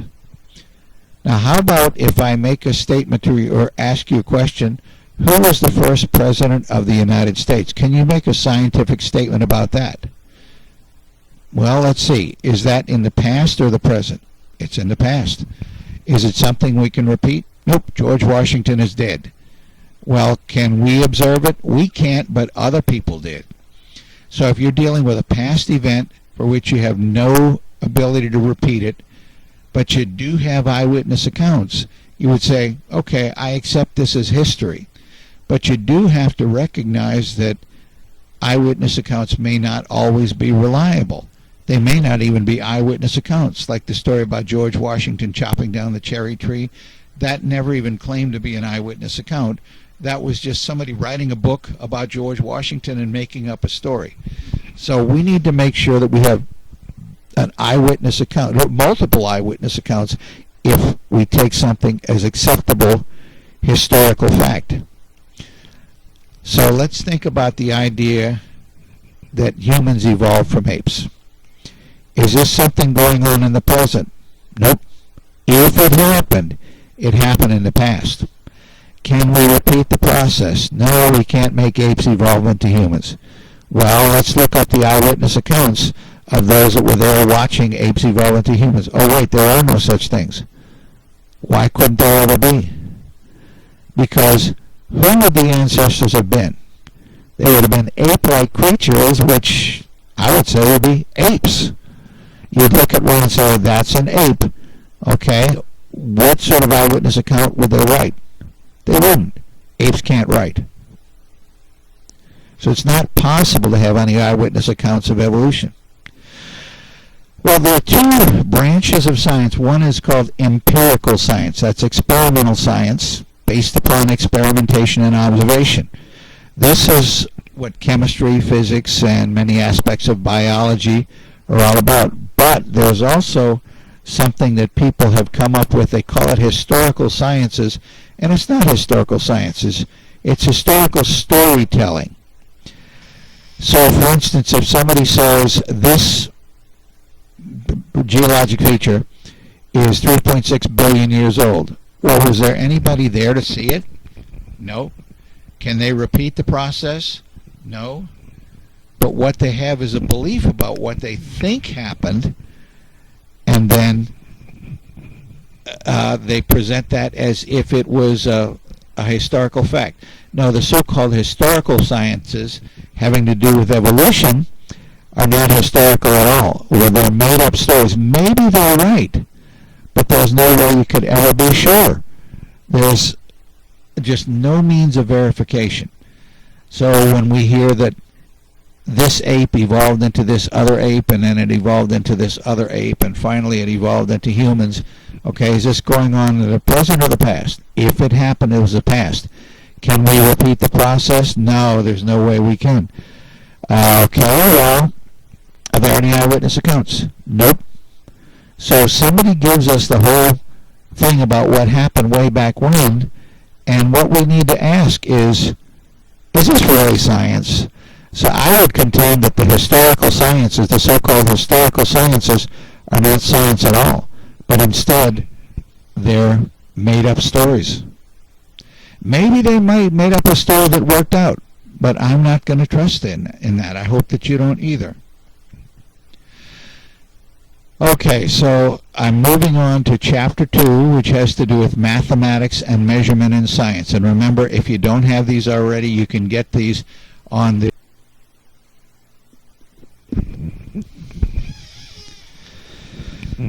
Okay, let's talk about mathematics and measurement in science. Remember that you can see all of these PowerPoints either on the Legacy Ministry Moodle or on my website. And I also want to mention to you that my favorite Bible version is the New King James. Other people have various other favorites, but I'm referring to the King James because it's been around for so long. It's a beloved translation. A lot of people like the King James and nothing else. Okay, well, that's fine. So the best Bible version to use is the Bible version that you'll use. It's better to have one that other people kind of look down their nose at, but you'll at least read it, than if you have one just sitting on the shelf and you never open it. Okay, so the Bible speaks about mathematics and measurement a surprising number of times. For instance, it says in Deuteronomy chapter 25, "Thou shalt not have in thy bag diverse weights, a great and a small. Thou shalt not have in thine house diverse measures, a great and a small, but thou shalt have a perfect and just weight, a perfect and just measure shalt thou have." And then it says in Mark chapter 4, Jesus speaking said, "Take heed what you hear, with what measure you meet, it shall be measured to you, and unto you that hear shall more be given." Regarding wooden idols, the carpenter stretches out his rule. He marks it out with a line, he fits it with planes, and he marks it out with a compass. Then it also says in Ezekiel, "You should have just balances and a just ephah and a just bath. The ephah and the bath shall be one measure. The bath may contain the tenth part of a homer," and so forth. And there are all these specifications about measurements. Then Noah's ark, the description said, "This is the fashion which thou shalt make of it. The length of the ark shall be 300 cubits, the breadth of it 50 cubits, and the height of 30 cubits. People have no idea how big this was. In my Sunday school class a few weeks ago, we went outside and I brought some tape measures to show the kids how long the ark was. It was about 500 feet long, which is a block and a half long. We have a long lot by our church, and it went from one street almost all the way to the next street 2 blocks over. And so it was also 50 cubits wide, which is maybe about 80 feet or so. And the height of it was 30 cubits, which is maybe about 45 to 50 feet. This thing was more than a 4-story building high. So it's important to God that we do correct measurements. Okay, let's talk about 2 different kinds of data, 2 different kinds of measurements. Qualitative versus quantitative. Science is trying to do things that are repeatable as well as possible, so it's a good idea to attach numbers. If we say something gets hot, it makes sounds and so forth, it makes bubbles, okay, those are qualitative data. There's a quality of things. But scientists are trying to get repeatable results, so they try to get measurable quantitative data. So for instance, instead of saying that something is hot, they say it's a temperature of how many degrees, probably in the Celsius scale. Let's think about how mathematics developed. The first human beings were not dumb. They were incredibly intelligent. There are still many things that we don't know how to do that they used to do. They were far advanced in metallurgy beyond us. They made steel that wouldn't rust. Damascus steel was something we haven't figured out how to duplicate. They made iron pillars that wouldn't rust, even though it's been thousands of years. And the ancient Romans, even just a few thousand years ago, they were able to make concrete that has lasted for over 2,000 years, many times underwater. Well, we drive down the interstate highway near us, and they put down concrete, and 4 or 5 years later they have to replace it because it fell apart. But they were so good with their stuff, we would love to figure out how they did things. How they build the pyramids? No, it wasn't space aliens. So early humans were very intelligent. We don't know exactly when and how mathematics started, but it certainly had to be pretty early on. Somebody somewhere along the way figured out how to count. I imagine Adam was able to count pretty well, as was all of his children. Well, later on, somebody realized, okay, I could count 1, 2, 3, 4, 5, 6, 7, 8, 9, 10, 11, 12, 13, and then they might have said, oh wait, look, there's 5 over there, and there's 5 more here, and 5 more here. Instead of going 1, 2, 3, 4, 5, let me go 5 plus 5 plus 5. It's a faster way of counting. And if I take things away, subtracting is faster than counting. Well, is that the fastest way? No. If I've got a 5 plus a 5 plus a 5 plus a 5, I could say, well, that's 4 times 5. Multiplying is faster than adding, and dividing is faster than subtracting. We keep finding more and more sophisticated ways to count. And then we say, okay, well, we have 10 times itself, times itself, times itself, and we could count all of that stuff out to 10,000, or we could say, well, no, there's a quicker way, and somebody invented the system of exponents, raising things to powers, or taking square roots and cube roots and so forth. These are still faster methods of multiplying and dividing, which are faster methods of adding and subtracting, which are faster methods of counting. So all of this is an attempt to just make it faster and faster and faster. So people have been able to come up with some pretty creative things to help them keep track of numbers. Eventually, the ancient Greek and Arabic mathematicians developed a system. They realized, well, sometimes we need to be able to deal with unknown quantities. So they use things that are called variables. We don't give the Arabs enough credit, I think. The word algebra is from aljabra, which is the reunification of parts. So Arabic mathematicians and later Arabic astronomers did a lot of work, very good quality work. And even not only does the word algebra come to us and the principles of algebra from Arabic, even the numerals that we write, 1, 2, 3, 4, 5, a lot of people don't realize that those are actually Arabic numerals. The Romans had I, IV, V, VI, VII, VII. It's hard to work with that. So the Arabic mathematicians came up with a much more convenient way, and I'm thankful that they did. Now, the ancient Egyptians also worked out ways to measure areas. For instance, land. The pharaoh wanted to know how much property do people have so he could tax them. So they started out with geometry, and then later on Alexander the Great with the Greeks came in and conquered Egypt, and they took over and developed geometry further.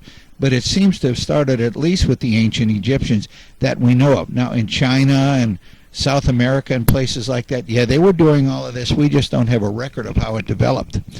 So geometry means earth measure. So if you look in Genesis chapter 47, verses 19 through 20, you see, yeah, this was used to figure out the land area to come up with the amount of taxation. So Alexander the Great conquered Egypt around 330 BC, and then the Greeks took over the development of geometry. You know, we don't realize how much impact the Greeks had, but in the United States, our culture mainly came from Europe, some of it West Asia, some of it North Africa, but all of that came from Alexander the Great. And what he got came from his tutor, Aristotle. I mentioned before Aristotle. Aristotle sometimes did some really dumb things, but also he was a genius. He invented the system of logic that we use. It's called Aristotelian logic. So Aristotle taught Alexander the Great, and within a very short time he conquered his whole known area of the world. Now, of course, the Greek Empire was not the greatest empire in expanse in the history of the world. That was the British Empire. At one point, the British had possession of about 25% of the Earth's surface. But Alexander the Great conquered the part of the world that was known to him. So when he did, the Greeks took over the development, and he built a city named after himself called Alexandria, after Alexander. And the Greeks in Alexandria were really the ones that developed the geometry that we know of today. Now, I just want to take a little diversion here about geometry and what the Bible says. In 2 Chronicles 4:2, people will sometimes point this out as being a mistake in the Bible, because if you've studied any geometry, you know that the circumference of a circle The ratio of the circumference to the diameter is pi, 3.14. Well, in 2 Chronicles chapter 4:2, it says, also he made a molten sea of 10 cubits from brim to brim, round and compass, and 5 cubits the height thereof, and a line of 30 cubits did compass it round about. A skeptic would say, well, that's ridiculous. If the diameter was 10 cubits, then the circumference had to be 31.4 cubits, because pi is 3.14, not 3.0. So the problem is not that the Bible is wrong. The problem is that the critics are lazy. He was giving, the author was giving the dimensions of the molten sea, and just 3 verses after that you find out that the basin was a handbreadth thick, which is about 4 inches all around. So the dimensions are given in cubits, but if a cubit was about 18 inches, that would give us an inner diameter of about 172 inches, which is 9.56 cubits, an inner circumference of about 540 inches, or 30.02 cubits. So the 10 cubits was the outer diameter, the 30 cubits was the inner circumference. In science, you work with something called significant figures, and the number of digits you can report depends upon how good your equipment is. So is 30.02 close enough to 30 for you? I would hope so. This is just a ridiculous criticism of the Bible by people that are too lazy to actually read 3 verses further on. Well, and that's my opinion of those skeptics. They need to quit being lazy and actually do some real research. I don't remember what I said at this point, so I'm kind of stalling a little bit. So, back to geometry. The study of triangles led to trigonometry, which has to do with the ratios of sides in a triangle. And trigonometry is a really useful thing. In fact, people think that the ancients were really dumb and they thought that the earth was flat and all of that. Well, nowadays we have these intelligent people on the social media that say the earth is flat. That is so stupid. They're just, I think, trying to make fun of Christians, because the Bible never says the earth is flat. It says that it's circular in Isaiah. In fact, the word is probably well translated as a sphere. But the ancient Greeks knew that the earth was round just simply from looking at the eclipses of the moon. When it's in one part of the sky and there's an eclipse, oh, look at that. It's a round shadow from the earth. In a different part of the sky from an eclipse, look at that. Round circle, round shadow of the earth on the moon again. And when it's in a different part, look at that. Round shadow. So that would indicate that the earth must be curved. These guys were not stupid. They looked out in the heavens and they saw that all these other bodies were round, so would that mean the earth was flat? No, that's ridiculous. But one of the Greek mathematicians, a guy named Eratosthenes, was living in the city of Alexandria, named after Alexander the Great, and he figured out, well, the earth is obviously round. I want to know how big around it is. So it turns out that in the city of Syene, about 500 miles away, there was a well. And somebody had noticed that on 2 days of the year, one in the spring, one in the fall, there was no shadow in that well. The sunlight would come straight down, and it would completely illuminate the bottom of the well. Other days of the year, the sun was off at an angle, and you'd have a little shadow. So they knew what day that was going to be, and Eratosthenes sent a slave to make sure about the day, and then on the day he took a stick and he stood the stick straight up. And how can you make sure the stick is straight off the ground? You hang a weight from it. That's what plumbers are supposed to do with their pipes. You hang a weight. That's why it's called plumbing, because that's a Latin word for weight. So Eratosthenes measured the angle of the shadow, and it was 7.2 degrees. So since a circle is 360 degrees and nobody knows exactly why it's 360 degrees, we think it goes back to the ancient Babylonians, but why they chose the 360, all we can do is speculate. So anyway, he figured we had a 7.2 degree angle of the shadow from the stick that was straight up at the ground, straight up and down with respect to the ground where he was, and his slave had to march out the distance to Syene, and it was however many stadia in the Greek measurement, but it worked out to about 500 miles. So when he measured the 7.2 degrees, that's 1/50th of a circle. So he reasoned, okay, this guy walked 500 miles, that's 1/50th of a circle, so the Earth must be about 50 times 500, 25,000 miles in circumference. Well, he got it within about 50 miles using a stick. That's pretty good figuring. In fact, this is considered one of the 10 most brilliant experiments of all times. So these guys were no dummies. They could work with very simple things and come up with elaborate, with very precise, very accurate answers. We still don't know things like how the Egyptians put together the pyramids, but they were really, really, really smart. So let's see, I don't remember where I was in the video there, other than just flapping my gums like I'm doing right now. So we use trigonometry extensively in physics in particular. And then, I hope I'm about to get to the graphing part.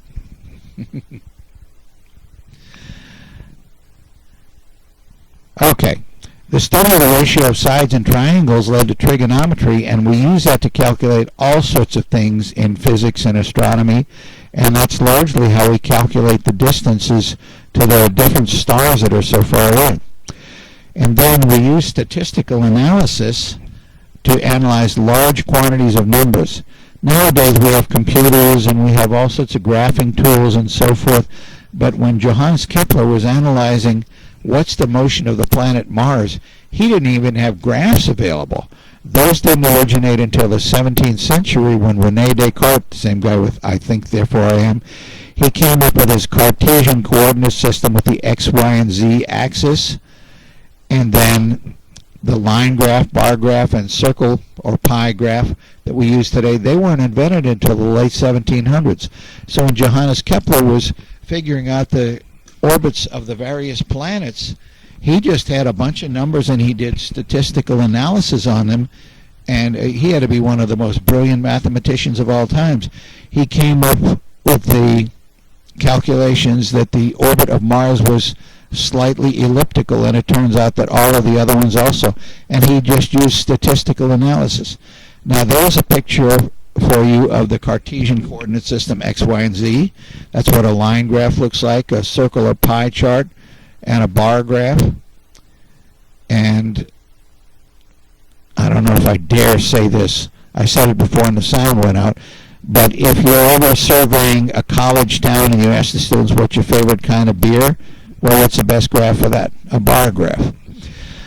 All right, well, going beyond graphing, in the early 1700s, Newton was investigating the motion of the planets also. He was a bit after Kepler, but he wanted to come up with more of a mathematical derivation, and so he needed better math than what existed at the time. So he decided, oh, let me invent calculus.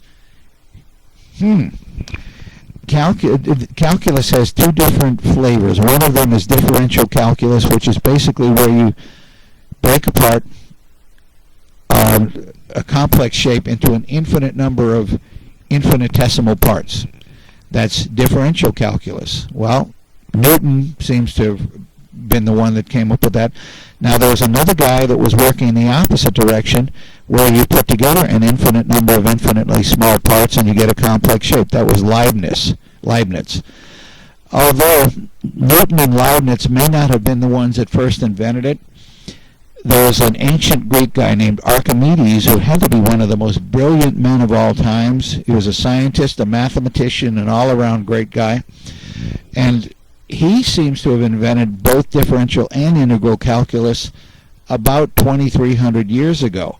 there was an ancient scroll that somebody found, and they said, oh wait, look, besides the thing that's written on top of it, there was other writing underneath, and they analyzed it using infrared and so forth, and it turns out it was Archimedes' writing, and he was writing about both versions of calculus, differential and integral.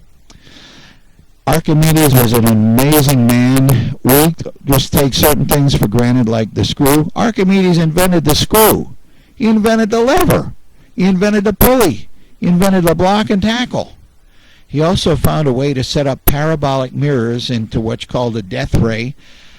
It wouldn't actually set the ship on fire, but if the enemy ships would sail into the harbor of his town, I believe it was Syracuse, then he would focus these on the ship, and it wouldn't raise the temperature up high enough to set the ship on fire, but the sailors would say, ow, let me out of here. So, if you're in a ship and it gets to be 200 degrees, you're going to say, let me out of here, I'm getting out of here. Archimedes also came up with this device to protect the city at night. So if a ship sailed up, he had this big giant claw that would reach down and he would grab the front, not just him, it would grab the front of the ship, and then they would raise the thing up and the back end slipped into the water and sank. He invented catapults. He invented a steam-powered cannon. Steam-powered? Yeah. He invented an odometer to keep track of distance. He invented something that's called the Antikytherium. It's a very complicated astronomical clock, and many, many other things, too. He was instrumental in developing many of the formulas of geometry. And then Archimedes discovered the principle of buoyancy that's called Archimedes' principle to this day. The king of Syracuse, I believe it was King Hiero, he had given a block of gold to a goldsmith and said, I want you to make me a crown. So the guy came back with a crown, and the king was a little suspicious. He wondered if maybe the guy had melted down the gold and drawn off a little of the gold and put in a little bit of silver, which is a cheaper metal, but made sure that the weight was the same. So the king was thinking, this guy might have ripped me off. So he called his court advisor, Archimedes, who was like Spock on Star Trek, the science advisor. So Archimedes was given the task to figure out, did this goldsmith cheat the king? So he struggled with this problem for quite a while, and then one day, the story supposedly is true, he got in a bathtub, and the water sloshed out over the top of the bathtub, and so the idea came to him, that's what I can do.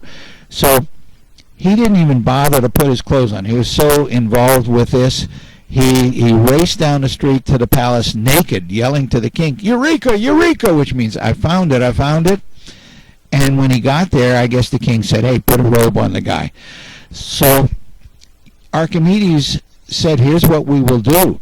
We will fill up a tub, a container up all the way, and we'll put a block of gold in, exactly the kind like you had, and we'll see how much water spills out over the top. We'll catch that. And then we'll take it out, refill the tub, and put the crown in and see how much water spills out. And it turns out that with the crown, a little bit more spilled out than with the block of gold, which means, yeah, the guy had ripped off the king and had melted it down. So the guy's head came off his shoulders. Archimedes' principle of buoyancy is still what we use in designing ships. I was really thrilled one year. I had a student who was not that good academically, but he was great with his hands. So I gave him an assignment. I said, if you want to skip a test, I'll let you do something. You get an 80-pound sack of concrete and make it float.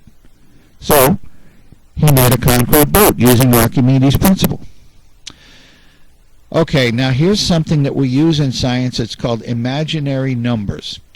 If you've ever studied algebra, you will recognize an equation in the second power in the form of something times x squared plus something else times x plus a constant equals 0.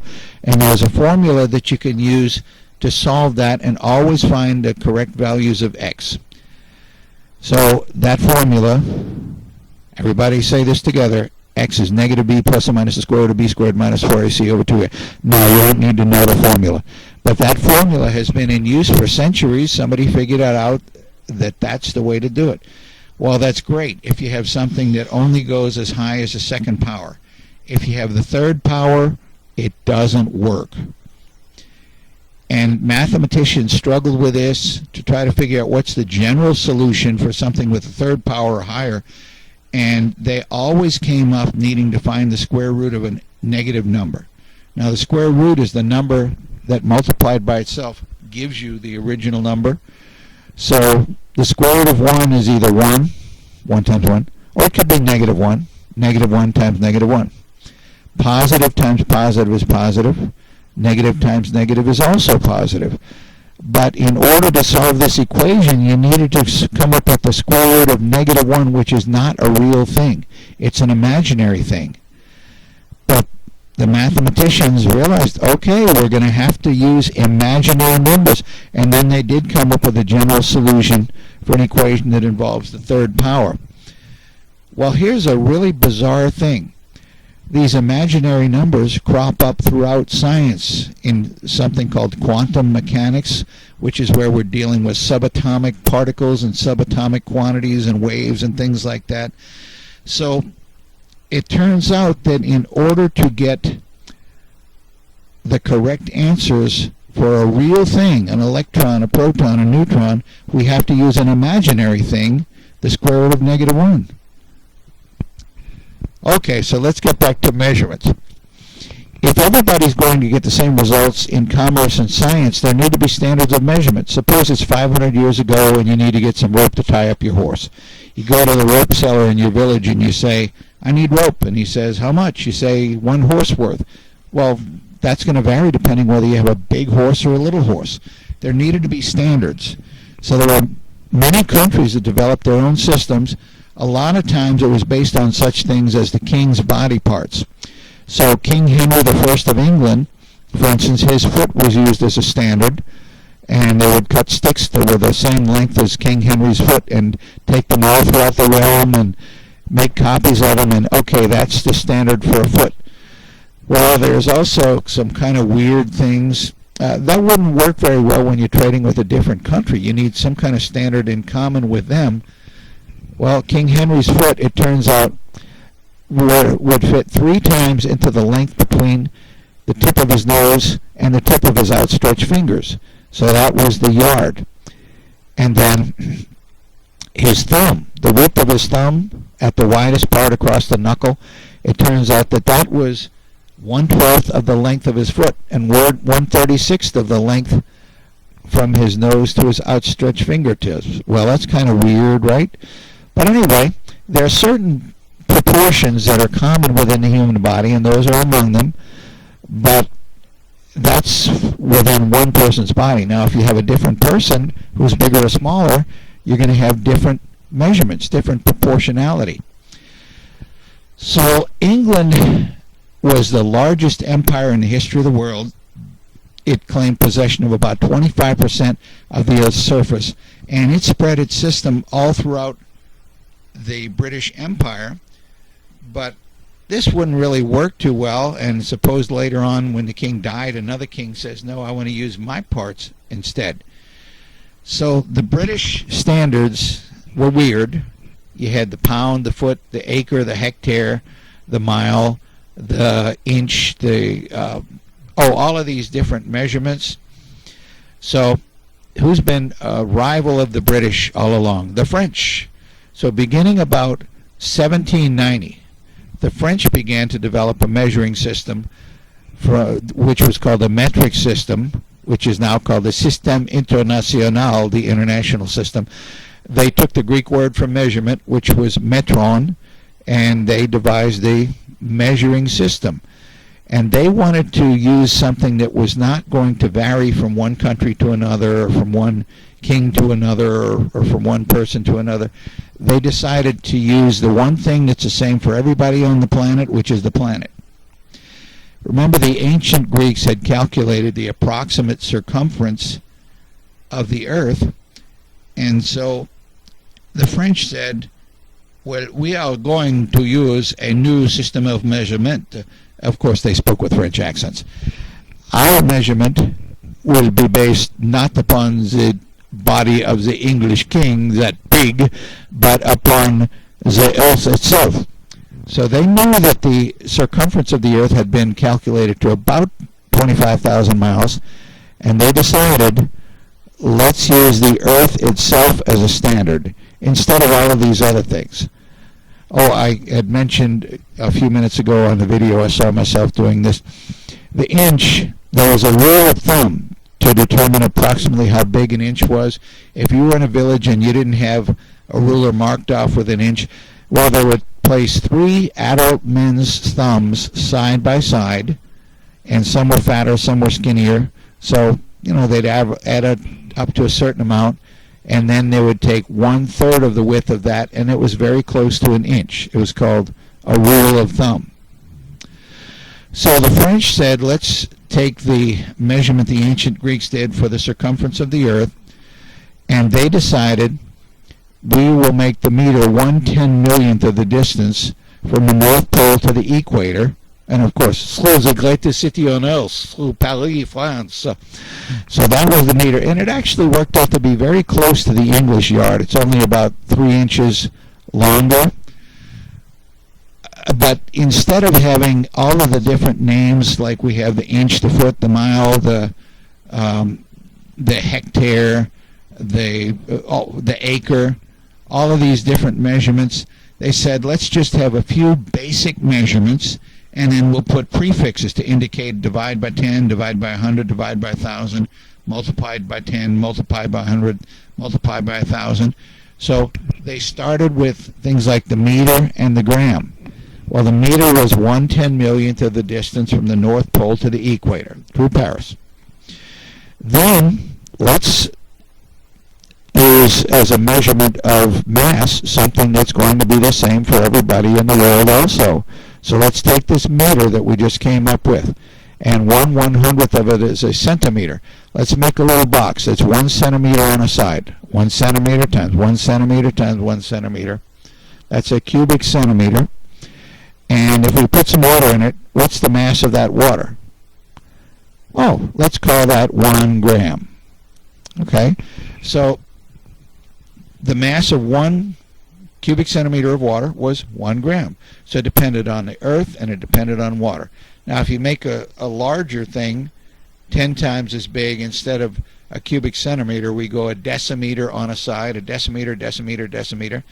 That's going to be 1,000 times of a cubic centimeter, so it's called a kilogram. Since we started with the gram, we had a kilogram. Well, we can say a cubic decimeter, but that's a lot of syllables, so somebody later on said, let's just call it a liter. Instead of cubic decimeter, liter. So when you buy your 2-liter diet drink, or it doesn't have to be a diet drink, when you buy your 2-liter drink, it's 2 cubic decimeters, which is going to be 2,000 cubic centimeters. And if it was pure water, that would have a mass of 2 kilograms. So the liter is the same as a cubic decimeter. Now, they also were consistent with a lot of things, but they did honor Newton and Pascal and some of the other scientists. The force required to accelerate a 1 kilogram object by 1 meter per second each second is called a Newton. The units of time are the same in the English system and the metric system. So to accelerate a 1 kilogram object at 1 meter per second is a Newton. Okay, we take that much force, we spread it over 1 square meter, we call that a Pascal. That's what we measure atmospheric pressure in. And if you want to know how much is 1 Newton, go to Burger King, buy a Whopper, and tell them, I don't want the bread, I don't want anything but the meat. Just slap that meat in my hand. That's about 1 Newton. So then if you take the force of 1 Newton, you can use it for energy, and if you're exerting that much energy per second, that's a watt. A watt? A watt. So the metric system works by putting prefixes in front. If you're multiplying by 1,000,000,000, that's tera. By billion, it's giga. By million, it's a mega, and so forth. So the prefixes, the hecta and deca are almost never used, but the other ones, they're pretty frequently used in science. And so you're multiplying by 10 to the 12th power, 10 to the 9th power, 10 to the 6th power, 10 to the 3rd power, 10 to the 2nd, 10 to the 1st, and then the base unit, which is just 1. It's going to be either a meter, a gram, a liter, a second, something like that. And then a tenth, a hundredth, a thousandth. A thousandth, we use the Greek symbol mu. It's for micro. Now here's one of my stupid memory aids that I gave to my students when I was teaching. One of the kings whose foot was used as a standard of measurement was King Henry I of England. And he had nothing to do with the metric system, but it's still my nice little stupid memory aid to help you remember the prefixes in the metric system. King Henry died of food poisoning after eating a moray eel. He really did. So in the middle we have a base unit. It can be a meter, it can be a gram, it could be a liter, it could be a second. So from the top to bottom, going tera, giga, mega, kilo, and so forth, terribly great and mighty King Henry died a bad death. That's the base unit. You could say a miserable death, a gross death, a lousy death, a stupid death. Okay, so that's the base unit. So he died a miserable death, chewing moray morsels noisily. Yeah, you all like that, right? Anyway, I'm just trying to help make sense of this whole thing with all of the prefixes. Now let's talk about the temperature within the two different systems. The United States is just about the only country in the world that still uses Fahrenheit. Mr. Fahrenheit, quite a few centuries ago, a couple of centuries ago, was trying to come up with a temperature scale because there really was nothing. So he decided he would work with the fact that when you dissolve things in water, it lowers the freezing point. So he decided, I'm going to keep dissolving stuff in water, but after a while there was a temperature where I don't care how much you dissolve, it was going to freeze. So he said, I'm going to call that 0. And then he used the human body as a reference to get up there around 100. Now we'd say it's about 98.6 on average. And so as it worked out on his scale, water froze at 32 degrees and boiled at 212 degrees. The amount of heat energy necessary to raise the temperature of 1 pound of water by 1 degree Fahrenheit is called the BTU, British Thermal Unit. So your air conditioner is rated at 4,000, 5,000, 6,000 BTUs. That's the amount of heat energy that it could remove from 1 pound of water. Or if you have 1,000 pounds of water, 1 degree, that's going to be 1,000 BTUs. Everybody else in the world uses the Celsius scale. Mr. Celsius, Dr. Celsius, whatever he was, he said that was ridiculous about using water with a lot of stuff dissolved in it. He said, let's just use pure water. Okay, cool it down, it froze. Up, that's 0. Now let's heat it up and boil it. That's 100. So it really makes a whole lot more sense. It's so much easier to use just 100 degrees between freezing and boiling. Now most of the world is using, almost all of the world except us is using the Celsius scale. So if it's 45 degrees, well, you're going to be cold if that's Fahrenheit, but if that's Celsius, boy, you're going to be sweltering. That's like 110 degrees or more. So you just have to get used to doing the conversions if you go to a foreign country. So if somebody says it's 3 degrees, well, they don't mean 3 degrees Fahrenheit. That means 3 degrees Celsius, which is somewhere in the 30s, low 40s or so forth. So in the Celsius system, in the metric system, the amount of heat energy is not that's required to raise 1 pound of water. It's 1 gram of water. So if you want to raise the temperature 1 gram of water by 1 degree Celsius, that's called a calorie. So when you read your potato chip bag and you find out it contains so many calories, that's actually kilocalories, which is 1,000 calories. You can find out how much heat energy there actually is in your potato chips by lighting them on fire under something called a calorimeter, and you'll see how much the water heats up, and you can actually check the number of kilocalories in your food. Then there's also the Kelvin scale, which is used by scientists, especially studying gases. there's a temperature called absolute zero, which is where you have no molecular motion whatsoever. It stops. We've never gotten all the way there, but scientists have gotten pretty close. So between the Kelvin scale and the Celsius scale, Kelvin, when it's absolute zero, Celsius is minus 273.16. When we get up to the freezing point of water, that's 0 Celsius, but it's positive 273.16 Kelvin.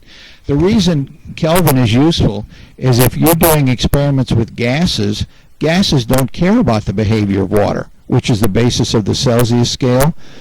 Gases are just concerned, I guess they don't really think about it much, but gases have to do with molecular motion. So you want to use the absolute temperature scale because then you can make some much more accurate, repeatable predictions about the behavior of gases and some more accurate, repeatable measurements regarding gases. And let's see, what was I doing here? I wish I could read my own lips. I don't know. Okay, so just a few more things before we're done for the day. In science, you frequently work with very large or very small numbers. So exponents are shorthand notation to let you work with a large number. It's how many times a number has to be multiplied by itself. So for instance, if I think about the number 10,000, well, to get that, I multiply 10 times 10 times 10 times 10 times 10. Well, in this case, another time, if I multiply 10 by itself 6 times, that's 1,000,000.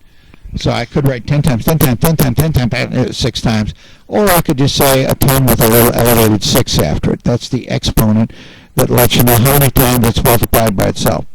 And here's a little quirk of math that has to do with how we do exponents. Every time I ask students this, I say, how much is 10 to the 0 power? They say 0. No, anything to the 0 power is 1. It's just a quirk of the exponents. If you get a negative exponent in one of your problems, that doesn't indicate a negative number. That means that you put a 1 on top of it. So 10 to the negative 6 is the same as 1 over 10 to the 6th, or 1 over 1,000,000. So it's just a different way of writing it so that you don't have to do fractions. 10 to the negative 6 is just a fraction, 1 over 10 to the 6th.